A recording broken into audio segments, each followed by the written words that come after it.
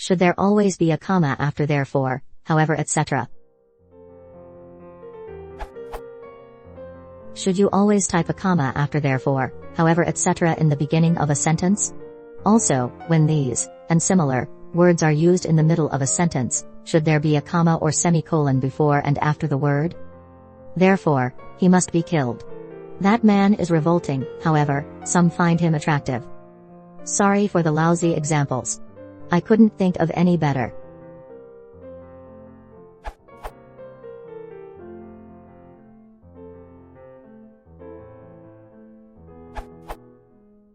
Not really.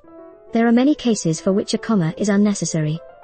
He is strong, and therefore a likely candidate. However strong he is not a likely candidate. And so on. As for subordinate clauses, where the words function as subordinating conjunctions, the comma isn't always necessary either.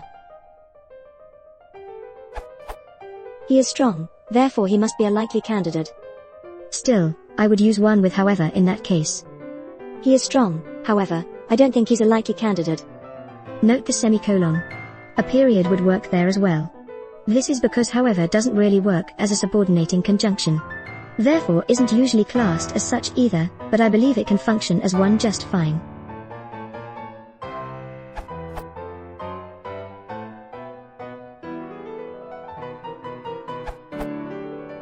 This is a problematic area, because the modern tendency is to omit commas wherever this can be done without prejudicing meaning and readability. By their very nature, grammars and style guides tend to be somewhat behind the times. Who can say whether I should have inserted a comma after nature in the preceding sentence? I suggest that as a rule of thumb, if you can reasonably speak the sentence without a noticeable pause after the word however, don't bother with the comma. Otherwise, use it. Same rule applies to otherwise, obviously, but these things are never cut and dried.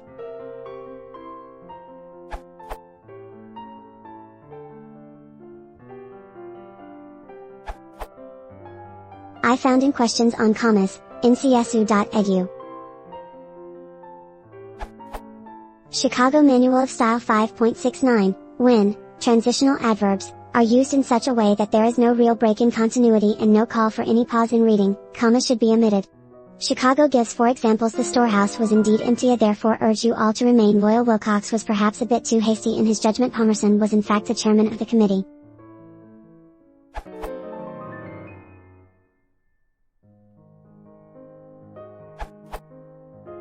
Should there always be a comma? No. Should there often be a comma after linking adverbials? Yes. Will you and others consistently add a comma? No. Why? Because English is losing its commas and, although the comma's death is mourned by some such as myself, many English writers seem to be happy to dispense with it. Language changes. Punctuation in written English was developed to aid in oral reading to help indicate where and how long to pause. As most reading is silent now, the need for it is dying a slow death. Look at the semicolon. It's on its deathbed now. The comma is not far behind. The truth is that it's rarely necessary. It helps in some lists, note the Oxford comma debate, and in some clause structures, but in those situations where it's not absolutely necessary to aid in creating meaning, it's disappearing.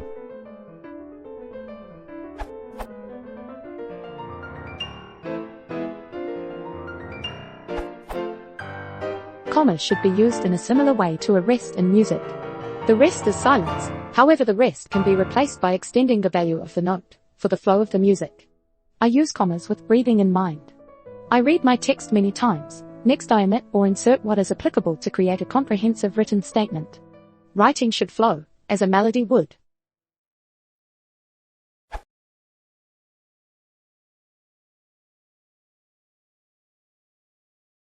Punctuation isn't very